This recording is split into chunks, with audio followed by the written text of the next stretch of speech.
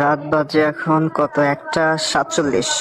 তো এইখান থেকে আমার সামনের ওই বিল্ডিংটার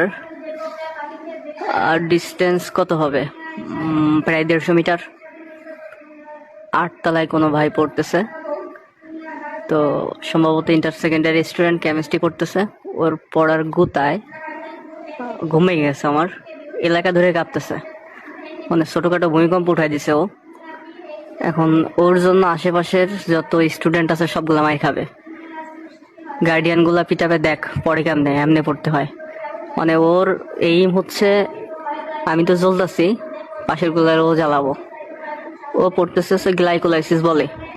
এই গ্লাইকোলাইসিস বলে আমি 20 মিনিট ধরে শুনতেছি গ্লাইকোলাইসিস বলে। আল্লাহ জানে, ওই যে গাছের পাতা সবুজ পরীক্ষার আগে যেমন মাথায় কিছু ঢোকে না, ওর মনে হয় সেই দশা হয়েছে।